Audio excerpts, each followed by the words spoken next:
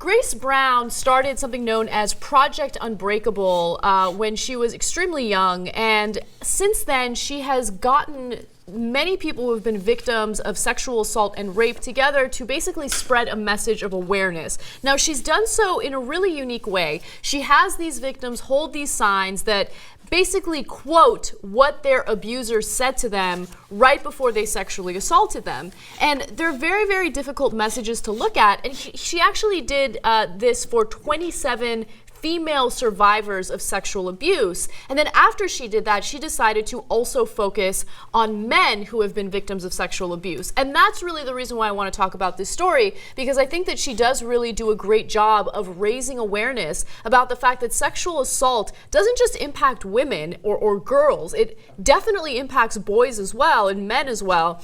And just to give you guys some statistics, 1 out of every 33 men has been the victim of attempted or completed rape. 11 to 12% of all rape and attempted victimizations occur to men. Statistics on male sexually assaulted as children include 1 in 6 boys that will be sexually assaulted by the age of 18. Yeah. I mean, it's extremely prevalent. So I like the fact that, you know, she's not doing what the mainstream press usually does, which is make it seem as though it's a one sex or one gender thing. It happens to everyone, and I like that this is serving as an outlet for these guys. Yeah. Well, it's weird that we can operate in a country where I apologize, where we know that there's prison rape. We know, that there are pedophiles who target young people. We know about the molestation scandal in the Catholic Church. Like, we know all of those things exist. And then many people, though, despite all of that, would probably say, if asked, can rape happen to a man? No, I don't think so. But when why they know is that happens. Why well, partially is that? It's because we expect men to be so sexual all the time. And so, yeah, maybe in prison they get raped, but most of the time, they want it. Even if they're getting it from a guy, they'd probably want it. Like, people wouldn't say that, but that seems to be what they believe. And it's totally not understanding how much psychological pressure can be put on someone. A lot of these signs, if you take a look, show that they were threatened that they would attack their sisters or their mother or something like that. Like, all of these tools can be used and not just used against women. And so I think it's crazy that people do not trust men, like college-age men or slightly older, when they say that they've been raped or they've been guilted into having sex.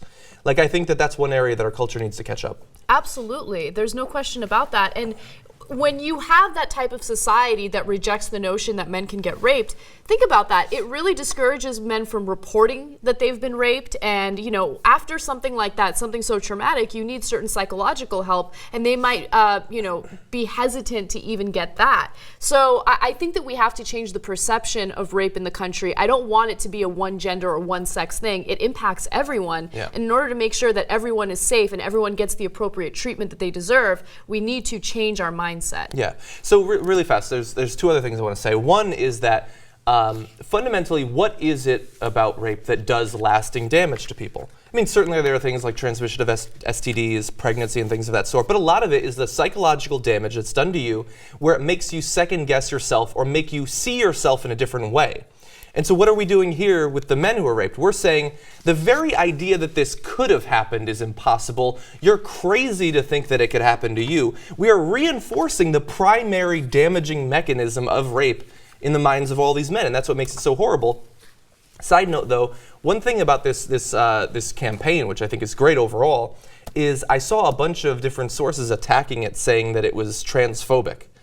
Because they're saying 27 pictures of women or 27 pictures of men. A lot of them are transgendered, which is totally true, and we should have that battle be fought. But in this case, like, they're trying to do good here, and so I think that's totally taking it down. And also, it's not like the organization published these photos of these men and then said, we're going to shut down. I mean, just give them some time. They're doing good work. They're doing good work, exactly. I think that that's a ridiculous criticism. And just one more point that I really want to make about this, and it goes back to what you were saying about how men are considered sexual creatures and women are not really into it.